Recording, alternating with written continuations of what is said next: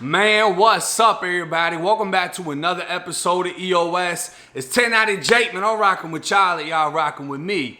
And for this episode, I'm going to be speaking on one of the most brutal murders from the youngest killers I've yet to come across. Seth Jackson was a 15-year-old boy living with his parents in Summerfield, Florida. A popular kid hoping to one day become a UFC fighter, he'd soon be fighting for his life. On April 18th, 2011, his parents reported him missing to the Marion County Sheriff's Department.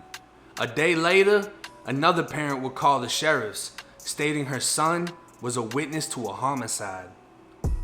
On Southeast 53rd Ave, a trailer sat, rented by an 18-year-old woman named Charlie Ely. Charlie met a man named Joseph Burham online in 2010. The two fell in love, and Charlie moved from Maryland to Florida, marrying Joseph in September. Joseph was charged back in 2009 with a lewd and lascivious battery on a 15-year-old girl he met in church. He was 19 at the time and had to skip school to have sex with him twice in a day. Her parents were notified by the school that she was absent, and she admitted to what had happened. He too admitted to having consensual sex with the 15-year-old and was arrested. Placed on sex offender community control for the next 2 years and probation for the next 5, he shortly found himself in jail after violating probation. Charlie, now alone in the trailer, invited some friends to move in, 2 of which were Justin Soto, 20, and Michael Bago, 18 at the time. With no real adult supervision and a mix of weed, cocaine, and meth, it was only a matter of time before something happened, but no one could predict just how dark things would get. In December of 2010, Seth Jackson was dating a girl named Amber Wright, both just 15 at the time. For the 3 months that they dated, there was a lot of fighting and jealousy, along with drug use, but it was their breakup that would send things spiraling out of control. Charlie Ely, Justin Soto, Michael Bago, Seth Jackson, Amber Wright, and Amber's brother Kyle Hooper all knew one another. Seth believed Michael had something to do with the breakup, while Amber added fuel to the fire by telling Michael and Kyle that Seth had been physically abusive during the time that they dated. Soon after, Michael and Amber would become romantically involved, and according to her, it was to piss off Seth. After multiple confrontations between Michael and Seth, Michael went to Seth's house, threatening him. His mother overheard him say, "I have a bullet with your name on it." Michael kept a .22 Heritage revolver inside of the trailer and was known to fire it on the property. Michael and Kyle contacted Seth and his friend William Samalot, challenging them to a fight. Kyle was initially friends with Seth, their friendship deteriorating after Seth's relationship ended with Kyle's sister. Kyle then found Seth in bed with a girl he was interested in. He even went as far as texting the girl he was going to kill Seth. When Seth and William approached the trailer to fight, they heard a gunshot and took off running. In the following week, 2 of the trailer occupants moved out after Michael threatened one of them with the revolver. Now it was only Charlie, Michael, Kyle, and Justin staying in the trailer, while Amber sometimes would stay overnight. April 17th, 2011. Kyle and Michael would have a conversation that would change the future for everyone living inside of that trailer. Both of them, with their own personal reason, planned a way to kill Seth. That afternoon, Michael asked Amber to bring Seth to the trailer. The plan was Amber would talk with him, luring him into the trailer. Then Michael, Kyle, and Justin would attack. That evening, Seth was with his friend William, and William noticed Seth was texting Amber. She told him she wanted to work things out, asking him to meet her and Charlie and not to tell anyone about it. Seth became suspicious, replying, "Amber, if you have me jumped, I will never give you the time of day. So if I get jumped, say goodbye, alright?" She replied, "I could never do that to you. I just want me and you back." Later that night, at approximately 9 p.m., William and Seth would go their separate ways, William going home as Seth walked in the direction of the trailer. Charlie and Amber walked him to the home. He sat down in a chair in the living room. Who knows what he was feeling at this point? Suspicion? Ease? Could he sense the pulsating adrenaline flowing through the bodies of every other occupant inside of the trailer, waiting to attack? Kyle and Justin armed with a 2x4 and a wooden axe handle. Justin was hesitant. Kyle wasn't. He ran up, striking Seth in the back of the head as Amber and Charlie ran into a room. Then Michael came out, shooting Seth with the revolver as Seth ran through the kitchen and out the door. Justin chased and tackled him in the front yard, and as he restrained him, Michael shot him 4 more times. All 3 of them then carrying Seth back into the trailer, dumping him in the tub. Michael's plan was to keep Seth alive after the first attack. He wanted Seth to know who his killer was. Michael stayed with him in the bathroom, hitting him, cussing at him, ultimately killing him by firing the revolver into his face.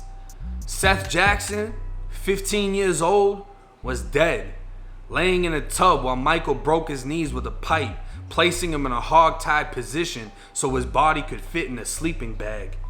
With help from Justin, they carried him to the fire pit outside and burned his body. Michael and Amber went to bed as Kyle stayed by the fire until 2:30 a.m. April 18th, 2011. Seth's body didn't completely burn overnight, so Michael took pliers and pulled the remaining teeth out of Seth's skull one by one. James Havens, Kyle and Amber's stepdad, arrived at the trailer to help dispose of the remains. Kyle helped Amber and Charlie clean and bleach the trailer as the burnt remains were placed in a 5-gallon paint bucket. Put in the back of the stepdad's truck along with cinder blocks and a cable, what remained of Seth Jackson was dumped in a water-filled rock quarry in Ocala, Florida. Michael couldn't keep his mouth shut, telling his other girlfriend he'd been in a fight. Shot, killed, and burned the kid before taking him to the quarry.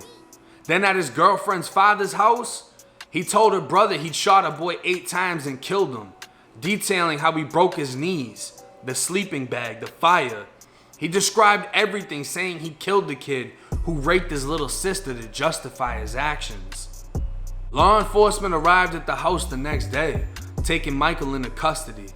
In a holding cell, Michael told a fellow inmate he killed the kid that raped his girlfriend, yet again detailing the entire murder, as a retired jail officer overheard him say there's only 2 witnesses that saw him. In Michael's grandmother's home, they found a Heritage gun box with a spent .22 casing. At Charlie's trailer, they found a loaded .22 revolver, live ammunition, and spent shell cases in different rooms. Drag marks, a fire pit with possible human remains, and finally in Ocala, divers found buckets in the water tied to cinder blocks. Within the fire pit remains were bones from various parts of his body, and the buckets, a projectile within a large mass of burned human tissue and bone.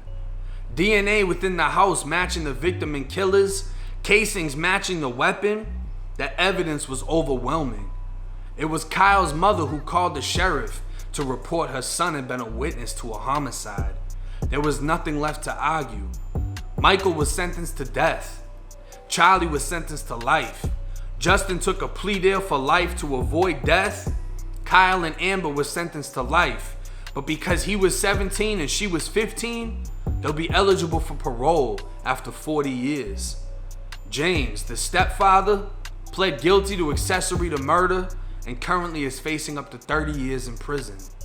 In 2017, the Florida Supreme Court granted Michael a new hearing, as his death sentence wasn't unanimous. But in 2019, he was sentenced to death yet again. Charlie Ely, in a surprising turn of events, won her freedom. A federal ruling agreed that Ely was eligible for a new trial, in which she entered a plea of guilty to second-degree murder and was resentenced to 10 years. With credit for time served in jail and prison, she was then freed and now resides in Lakeland, Florida. Michael remains the youngest man on Florida's death row. Now this whole case, it's brutal. To hear how a 15-year-old girl was able to manipulate the minds of other kids that were a little bit older than her. I mean, 18, 19, 20, they're still kids. But she was able to manipulate them, being that they already had reasons to not like him. They lured him into the trailer and then brutally murdered him. And to hear that Charlie is actually released and now living in Lakeland, I mean, if they felt that that was justified, who am I to say different? But it's just crazy to think that a murder so brutal and violent where she helped lure the boy into the home and she's now free. And not only that, I wonder how her marriage is, because the guy she was married to that went down for having sex with a 15-year-old when he was 19, he ended up going to prison for 8 years for the exact same thing, except he forced a girl that was younger than him into having sex. It was in between the ages of, I think, 12 to 16. So he's a, full-blown sex offender. He's out in society right now. I mean, you can look him up on the sex offender site. I wonder if they got divorced or if they're finna get back together. Like, how is that gonna play out? And as far as Michael being the youngest one on death row,